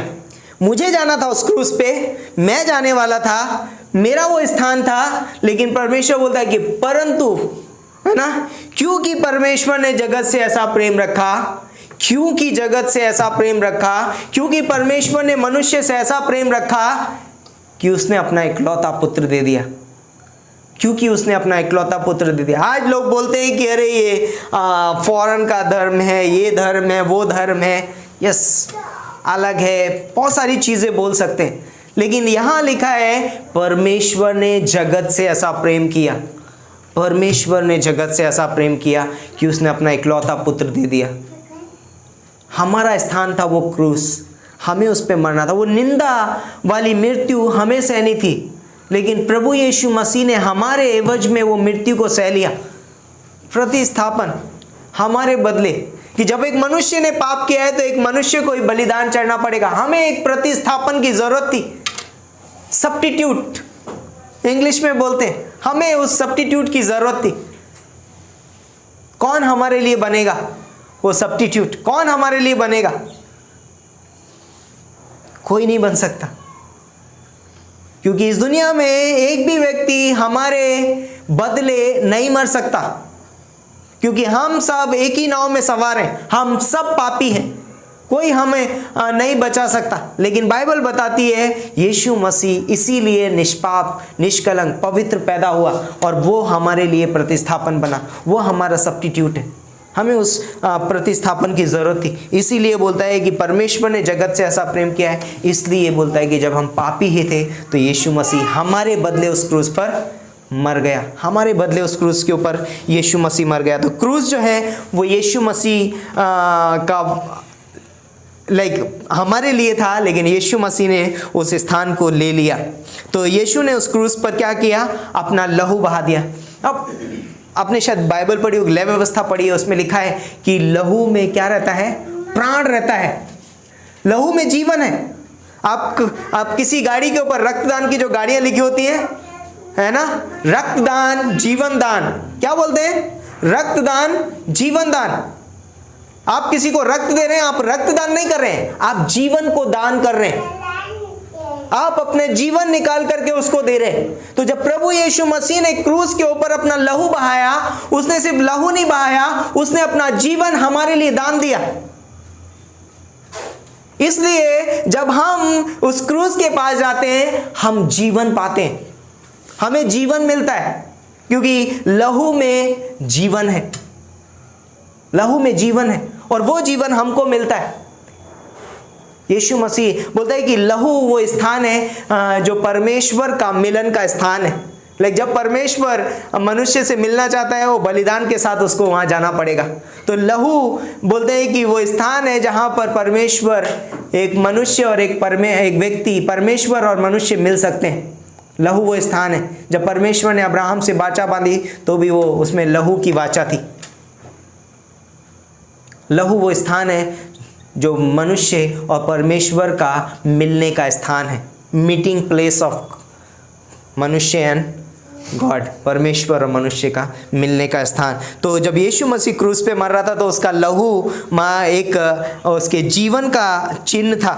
क्रूस पर उसने अपना जीवन बांट दिया, वहाँ पर जीवन दान कर दिया। तो बाइबल बताती है कि लहू बिना पापों की क्षमा नहीं होती, इसलिए यीशु मसीह इस धरती पे आ गया और उसने क्रूस पे अपना सारा लहू बहा दिया। क्योंकि यीशु मसीह क्या करता है, हमसे प्रेम करता है। उसने बोला ओके, लहू बिना बहाए बिना पापों की क्षमा नहीं है, मैं मनुष्य जाति से इतना प्यार करता हूं, मैं अपना सारा लहू उनके लिए बहा दूंगा।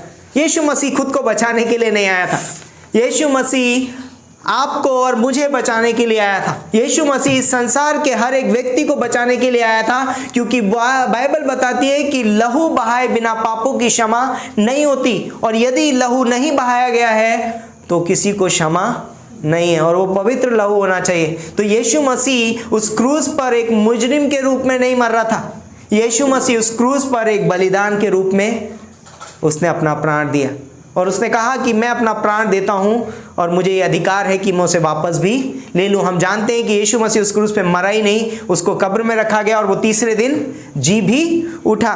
तो जब आप और मैं उस लहू देते हैं, लाइक किसी को देते हैं, उसका अर्थ है आप अपना जीवन उसको दे रहे हैं, आप अपना जीवन उसको दे रहे हैं। और उसी तरीके से प्रभु यीशु मसीह ने हमें क्रूस पे अपना लहू बहाया और उसने अपना जीवन हमको दे दिया।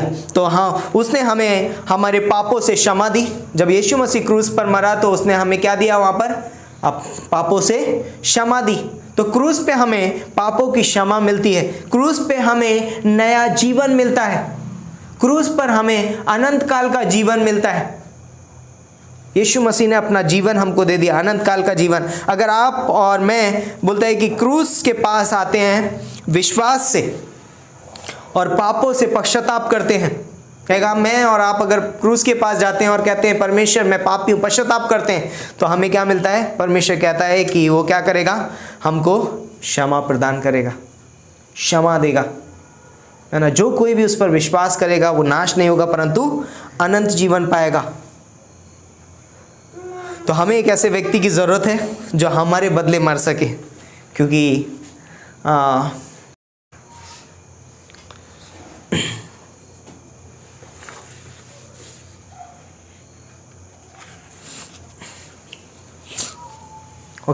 ओके तो यीशु मसीह हमारे लिए प्रतिस्थापन बना, और इसीलिए गलातियों का 2:20 में पौलुस बोलता है कि अब मैं जीवित नहीं रहा परंतु मसीह मुझ में जीवित है, और अब जो मैं जीवित हूं तो मसीह यीशु में जीवित हूं। लाइक एक व्यक्ति को अब मेरे अंदर किसका जीवन घूम रहा है, क्योंकि यीशु मसीह ने मुझे जीवन दान दिया है उस क्रूस के ऊपर, तो अब मेरे अंदर जीवन किसका है, मेरा जीवन नहीं है, अब मेरे अंदर जीवन किसका है, प्रभु यीशु मसीह का, क्योंकि मैंने उसके लहू पर विश्वास किया है और उस लहू के द्वारा मुझे जीवन मिला है। यूहन्ना का 17:3 में भी लिखा है उसका जीवन अनंत काल का, परमेश्वर का जीवन। कोई और दूसरा रास्ता नहीं है स्वर्ग जाने का, एकमात्र रास्ता है वो है क्रूस। क्रूस के बिना हम परमेश्वर तक नहीं पहुंच सकते। यूहन्ना के 14:6 में लिखा है कि मार्ग, सत्य और जीवन मैं ही हूं, बिना मेरे द्वारा कोई पिता के पास नहीं पहुंच सकता। हमें क्या करना है फिर, एक व्यक्ति को क्या करना है अब, यीशु मसीह ने मेरे लिए उस क्रूस पर अपना लहू बहाया है, मैं पापी था, यीशु मसीह उस क्रूस पर मेरे एवज में मर गया है, प्रतिस्थापन हुआ है। अब मेरी क्या जिम्मेदारी, मुझे क्या करना है, सिर्फ विश्वास, उस क्रूस पर किए हुए कार्य पर मुझे क्या करना है, विश्वास करना है। जो यीशु मसीह ने उस क्रूस पर मेरे लिए संपूर्ण कार्य किया है, मुझे उस कार्य पर क्या करना है, विश्वास करना है और कहना है कि यीशु मसीह मैं पापी हूं, मैं खुद को नहीं बचा सकता, मैं विश्वास करता हूं कि आपने मेरे लिए उस क्रूस पर अपना प्राण दिया, अपनी जान दी। यीशु मसीह कहता है मेरे पास आओ, कम टू मी, मेरे पास आओ। हमें कैसे जाना चाहिए, हमें यीशु मसीह के पास कैसे जाना चाहिए, पश्चाताप के हृदय के साथ, पापों की क्षमा मांगते, और वहाँ पर परमेश्वर, जब पश्चाताप का पता है मतलब क्या है, पश्चाताप परिवर्तन। जब एक व्यक्ति पश्चाताप करता है, पश्चाताप का हृदय होता है, उसके जीवन में परिवर्तन होता है। लाइक आप एक मार्ग पे चल रहे थे, आपका मार्ग ये था और आप इधर बदल जाते हो और आप इधर चलने लग जाते हो, आपके मार्ग में परिवर्तन हो गया, अब आपका मार्ग बदल गया, परिवर्तन। तो जब हम अपने पापों से फिर के पश्चाताप करते हैं, हमारे जीवन में एक परिवर्तन आता है और हम परिवर्तन हो जाते हैं, और आप बोलते हैं कि हम बदल जाते हैं। अब हम बदले हुए व्यक्ति हैं। अब हम वैसे नहीं रहते जैसे पहले थे। अब मैं वैसा नहीं हूँ जैसे पहले था, क्योंकि यीशु मसीह ने मुझे बदल दिया है, क्योंकि मैं पश्चाताप के साथ उसके सम्मुख गया हूँ। परमेश्वर अब मुझे टोटली बदल देगा। तो क्रूस जो है उसके 4 तरीके से हम क्रूस को देख सकते हैं। कितने तरीके से? 4 तरीके से। हमको ये दिखता है ना, 4 ही तरीके दिखते हैं, 1 2 3 4, है ना? क्रूस दिख रहा है यहाँ पर। ये 4 तरीकों से हम देख सकते हैं। उसकी चौड़ाई, क्रूस पे हमको क्या देखता था? परमेश्वर का प्रेम।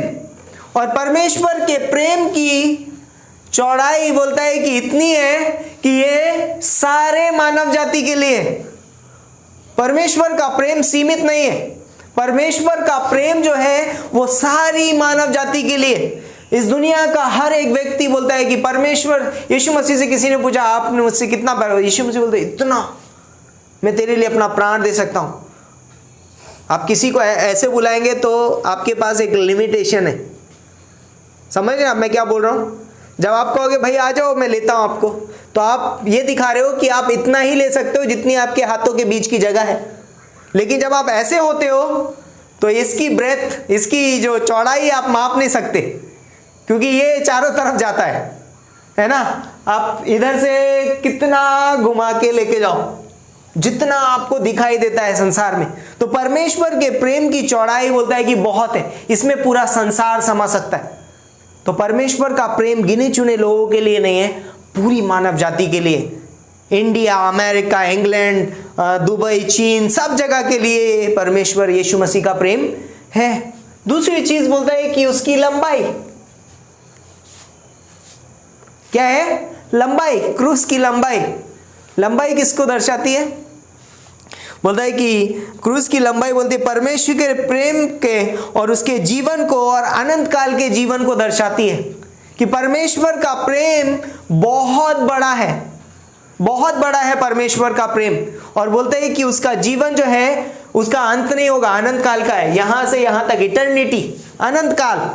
परमेश्वर का जो प्रेम है, उसका जो जीवन है वो अनंत काल का जीवन है, और वो मुझे क्रूस के ऊपर मिलता है। तीसरा है, बोलता है कि उसकी ऊंचाई।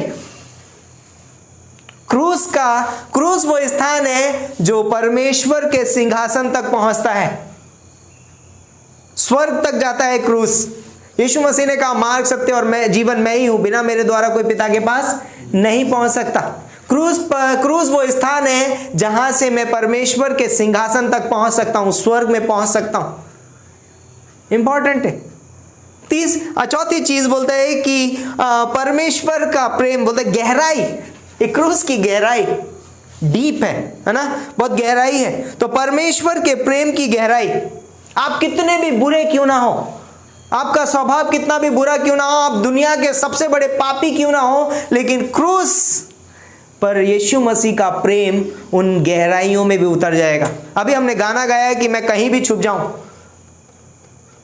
परमेश्वर की आत्मा मुझे ढूंढ लेगी, है ना? रोमियो का 8वां अध्याय उसकी 35 से 39वीं पंक्ति में लिखा है कि कौन हमें मसीह के प्रेम से अलग करेगा? कौन? ना बोलता है कि ना स्वर्गदूत, ना शैतान, ना ऊंचाई, ना गहराई। आप कितनी भी गहराइयों में चले जाओ, इस पाताल लोक में क्यों ना जाके छिप जाओ, आप बोलो मैं बहुत बुरा आदमी हूं, आप अपने जीवन में बहुत नीचे क्यों ना चले जाओ, आप सबसे क्रूर व्यक्ति क्यों ना बन जाओ, लेकिन आप परमेश्वर के प्रेम से दूर नहीं है। परमेश्वर आपको उन गहराइयों में से, परमेश्वर का प्रेम आपको उन गहराइयों में से निकाल लाएगा। परमेश्वर का प्रेम बहुत गहरा है। तो परमेश्वर का प्रेम जो हमें क्रूस पर दिखाई देता है, वो ऊंचाई, लंबाई, गहराई और चौड़ाई में सब तरफ हमको दिखाई देता है। इसलिए हमें परमेश्वर के प्रेम में बने रहने की जरूरत है। तो कुछ चीजें हैं जो क्रूस पे एक व्यक्ति को मिलती हैं। एक व्यक्ति को क्रूस पर कुछ चीजें मिलती हैं। क्रूस वह स्थान है जहां एक व्यक्ति पाता है परमेश्वर का प्रेम, परमेश्वर की क्षमा, परमेश्वर की दया, परमेश्वर का अनुग्रह, और बोलते हैं परमेश्वर का उद्धार, इवन फ्रीडम, आजादी भी है इस क्रूस पे। तुम सत्य को जानोगे और सत्य तुम्हें स्वतंत्र करेगा। इस क्रूस पर स्वतंत्रता है। जब हम आते हैं हम पाप के बंधे हुए आते हैं, लेकिन क्रूस हमें पाप के बंधन से आजादी देता है। क्रूस हमारे जीवन में परिवर्तन लेकर के आता है। तो क्रूस पर हम आजादी पाते हैं, उद्धार पाते हैं, प्रेम पाते हैं, दया पाते हैं। ये लिस्ट बढ़ सकती है आपकी। क्रूस पे हमें बहुत कुछ मिलता है। तो एक विश्वासी के लिए उद्धार पाने का मार्ग है, एक अविश्वासी के लिए उद्धार पाने का मार्ग है क्रूस। यदि एक अविश्वासी है, उसे उद्धार चाहिए, क्रूस पे जाना होगा। एक विश्वासी के लिए मसीही जीवन जीने का तरीका है क्रूस। यदि आपको एक मसीही जीवन जीना है, क्रूस। मैं जीवित नहीं रहा, क्रूस मेरा बोलता है कि सिंबल है, क्रूस मेरा बोलता है कि नमूना है जिसको मैं फॉलो करता हूं। क्रूस तीसरी बोलता है कि क्रूस नाश होने वालों के लिए क्या है? मूर्खता है, लेकिन क्रूस उद्धार पाने वालों के लिए क्या है? सामर्थ है। क्रूस वो स्थान है जहां एक शिष्य तैयार होता है। यदि एक शिष्य के जीवन में क्रूस नहीं है, वो शिष्य नहीं बन सकता। क्रूस पर जाकर के मैं शिष्यता को सीखता हूं। बाइबल में लिखा है ना, फिलिपियों का 2:5 में, कि वो यहां तक आज्ञाकारी रहा कि उसने अपनी मृत्यु, क्रूस की मृत्यु भी सह ली। क्रूस वो स्थान है जहां पर मैं आज्ञाकारी बनता हूं, मैं एक शिष्य बन सकता हूं। क्रूस वो स्थान है जहां बोलते हैं क्रूस सुसमाचार का आधार है। यदि क्रूस नहीं है, गॉस्पल नहीं है, सुसमाचार नहीं है। कई बार हमको लगता है कि अरे शुभ संदेश कैसे हो सकता है, यीशु मसीह क्रूस पे मारा गया। बट क्रूस बोलता है कि शुभ संदेश है, क्योंकि यदि यीशु मसीह क्रूस पर नहीं मारा गया होता तो हम आज यहाँ पर नहीं बैठे होते। हमारे लिए कोई मार्ग नहीं होता स्वर्ग के लिए, हम कहीं नहीं जा रहे थे, हम यहीं थे। लेकिन आज एक विश्वासी स्वर्ग जा रहा है, हमारे लिए मार्ग खुल गया है। ओके, अगली चीज़ 7वां पॉइंट आखिरी बोलता है कि परमेश्वर की उद्धार की योजना और तरीका है क्रूस। क्रूस ये परमेश्वर का तरीका है इस जगत में उद्धार लाने का। ये परमेश्वर की योजना है जगत में उद्धार लाने का। ये मनुष्य का तरीका नहीं है, ये परमेश्वर का तरीका है क्रूस। तो इसलिए हमें एक विश्वासी होने के नाते हमें क्रूस पे हमें जाना बहुत ज़रूरी है। आज मैं क्रूस पे मरने के लिए नहीं जाता हूँ, आज मैं इस क्रूस पे जाता हूँ जीवन पाने के लिए, क्योंकि इस क्रूस पर प्रभु यीशु मसीह ने अपना लहू बहाया है। इस क्रूस की बात नहीं कर रहा हूँ, ये सिंबल है सिर्फ, लेकिन जब क्रूस पे यीशु मसीह ने अपना लहू बहाया तो बोलता है कि उसने हमें अपना जीवन दे दिया, और उस जीवन को पाने के लिए एक व्यक्ति क्रूस पर जा सकता है। तो इस दुनिया में एक और कोई रास्ता नहीं है। यीशु मसीह मेरे लिए पापों के लिए मरा है, यीशु मसीह ने मुझे उद्धार दिया है। तो जब हम यीशु मसीह के क्रूस पर विश्वास करते हैं, हम उद्धार पाते हैं। और जब मैं इस संदेश को तैयार कर रहा था, मैं कई बार मैं उन चीज़ों को फील किया कि कैसे हम लोग कई बार बहुत आसान समझ लेते हैं, क्रूस हम बोल देते हैं, लेकिन रियली क्या हम उसको अपने जीवन में मीनिट करते हैं, मानते हैं? हमें बहुत ज़रूरी है कि हमें क्रूस को समझना बहुत ज़रूरी है अपने जीवन में। क्रूस को समझना बहुत ज़रूरी है, क्योंकि यीशु मसीह ने वहाँ पर मेरे लिए जीवन दिया है। क्यों ना हम जाएं उस क्रूस पर, हम जीवन पाएं। तो एक अविश्वासी के लिए उद्धार का मार्ग है क्रूस, एक विश्वासी के लिए जीवन जीने का सलीका या तरीका है क्रूस। तो क्यों ना हम उस क्रूस के पास जाएं, है ना? उद्धार पाने वालों के लिए निमित्त परमेश्वर की सामर्थ है क्रूस। तो हम उस क्रूस के पास जाएं, परमेश्वर से उस क्रूस को वहाँ पर क्षमा प्राप्त करें। तो यदि इस वीडियो को कोई सुन रहा है और यदि आपने आज तक प्रभु यीशु मसीह पे अपने उद्धारकर्ता के रूप में विश्वास नहीं किया, यीशु मसीह आपसे बहुत प्रेम करते हैं, और यीशु मसीह इतना प्रेम करते हैं कि उसने अपना जीवन आपके लिए दे दिया। यीशु मसीह अपने आप को बचाने के लिए इस धरती पे नहीं आया, यीशु मसीह आपको बचाने के लिए इस धरती पे आया। और जब आप इस बात पे विश्वास करेंगे कि यीशु मसीह इस क्रूस पर मेरे लिए मारा गया, गाड़ा गया और तीसरे दिन जी उठा, आप एक दिन स्वर्ग जा रहे हैं। तो यदि आप यीशु मसीह को अपने जीवन में अपना उद्धारकर्ता करके ग्रहण करना चाहते हैं, मेरे पीछे ये प्रार्थना कर सकते हैं और कह सकते हैं, मेरे पीछे प्रार्थना करिए, हे यीशु मसीह, मैं पापी हूँ, मैं खुद को नहीं बचा सकता। मैं विश्वास करता हूँ कि आपने मेरे लिए उस क्रूस पे अपना प्राण दिया है। आप मेरे लिए मारे गए, आप मेरे स्थान पे उस क्रूस पर मारे गए हैं। मैं विश्वास करता हूँ मेरे सारे पाप आपने क्षमा किए हैं। आप मेरे जीवन में आइए, मैं आपके पीछे चलना चाहता हूँ। जब भी मैं इस धरती को छोड़ूँ, प्रभु यीशु मसीह मुझे आप स्वर्ग में लीजिए, और मैं अपने सारे पापों से पश्चाताप करता हूँ यीशु मसीह के नाम से, आमीन। परमेश्वर पिता, हम धन्यवाद देते हैं इस खूबसूरत समय के लिए, इस दिन के लिए। धन्यवाद देते हैं तेरे प्रेम, तेरे अनुग्रह के लिए, तेरी दया के लिए, तेरी सामर्थ के लिए पिता परमेश्वर, कि क्रूस की कथा नाश होने वालों के लिए मूर्खता है, परंतु उद्धार पाने वालों के निमित्त परमेश्वर की सामर्थ है। धन्यवाद देते हैं तेरे वायदों के लिए कि तू अपने वायदे से बदला नहीं। तूने अपने पुत्र को इस जगत में भेजा, जो तूने हज़ारों साल पहले वायदा किया था, उस वायदे को तूने पूरा किया पिता परमेश्वर। धन्यवाद करते हैं, तू महान है, तू सर्वशक्तिमान है, तेरा प्रेम महान है पिता परमेश्वर। सारा आदर मान महिमा तुझे देते हैं पिता परमेश्वर। प्रभु यीशु मसीह, इस संदेश को हम अपने जीवन में अप्लाई कर सकें और इसके अनुसार अपने जीवन को जी सकें। प्रभु यीशु मसीह के नाम से मांगते हैं, आमीन, आमीन। Praise the Lord, thank you.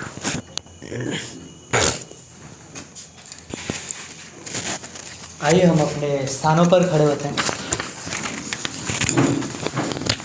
और बहुत ही अद्भुत संदेश था, है ना। क्रूस की कथा नाश होने वालों के लिए मूर्खता है, लेकिन हम उद्धार पाने वालों के लिए परमेश्वर का सामर्थ्य है। और बहुत ही अद्भुत था कि क्रूस, जो सज़ा हमें मिलनी चाहिए थी वो सज़ा यीशु मसीह ने उठाया, हमें स्वतंत्र किया ना, और इसलिए हम उस स्वतंत्रता का आनंद उठाते हैं। तो क्यों ना इस समय हम परमेश्वर की महिमा करते हुए गाना गाएंगे, जय जय प्रभु यीशु की, जय जय प्रभु यीशु की। जय जय प्रभु यीशु की, हालेलुया। जय जय प्रभु यीशु की, होशाना। हमको बचाने आया जगत में, उसकी स्तुति करो। हालेलुया, होशाना, ला ला ला ला ला। हालेलुया, आमीन। खून की धारा बहती सूली से, जिसमें धुले सबका। बोलो अब तुम अपने देखो, जिसमें रहे नादा। खून की धारा बहती सूली से, जिसमें धुले सबका।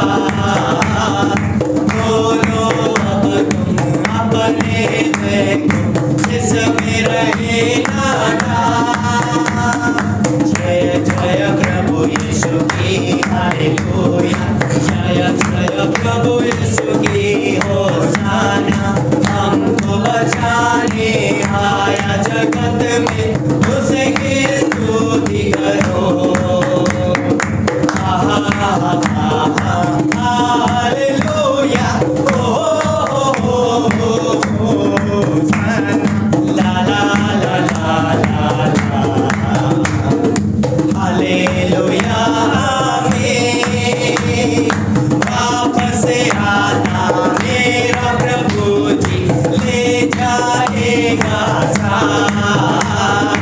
आशा मेरी अब तो यही है, चलो तुम मेरे साथ। वापस आना मेरा प्रभु जी, ले जाएगा साथ। आशा मेरी अब तो यही है, चलो तुम मेरे साथ। जय जय प्रभु यीशु की, हालेलुया। जय जय प्रभु यीशु की, होशाना। हमको बचाने आया जगत में, उसकी स्तुति करो। हालेलुया, होशाना, ला ला ला ला ला ला।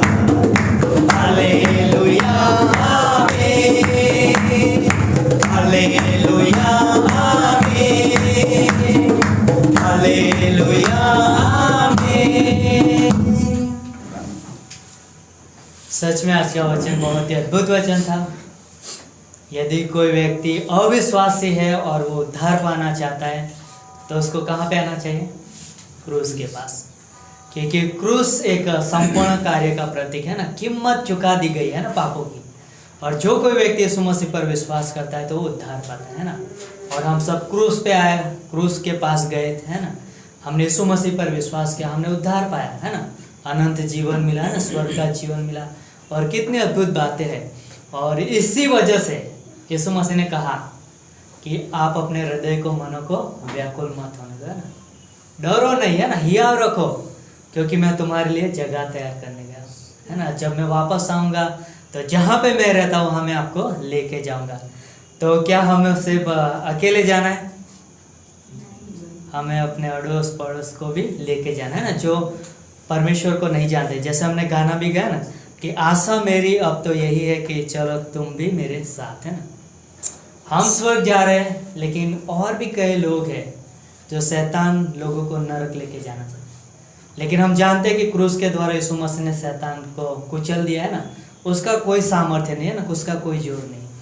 लेकिन एक विश्वास है ना, जीवन से भी बढ़कर है। तो क्यों ना हम अपने क्रूस की कथा को याद करें और हम लोगों के लिए, है ना। अंत में एक शब्द मैं बोलना चाहूँगा। मैं सोच रहा था जब ये सर्विस चल रही थी तो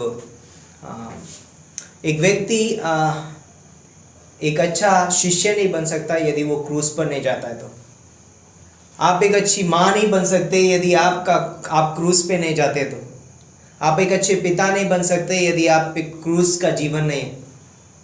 यदि आप अच्छे मित्र नहीं बन सकते यदि आप क्रूस पे नहीं है। तो है ना, जब तक हम क्रूस पे नहीं जाते हैं हम कुछ नहीं बन पाते। यदि मुझे एक अच्छा अगुवा बनना है तो मुझे क्रूस पे जाना होगा। हर एक व्यक्ति को क्रूस पे जाना बहुत ज़रूरी है। तो कोई भी स्थान में क्यों ना हो, मैं एक अच्छा मैं अच्छे बच्चे नहीं बन सकते जब तक हम क्रूस पे नहीं जाते। तो अपने माता पिता के लिए, तो यदि हमें दुनिया में यदि कुछ बनना है, ये कुछ करना है, दिस इज द मार्ग। क्रूस हमारा वो मार्ग है। Thank you. आइए हम प्रार्थना करें। धन्यवाद देते हमारे जीवित और महान परमेश्वर पिता, आपके अनुग्रह के लिए, आपकी दया के लिए और अद्भुत आपके प्रेम के लिए।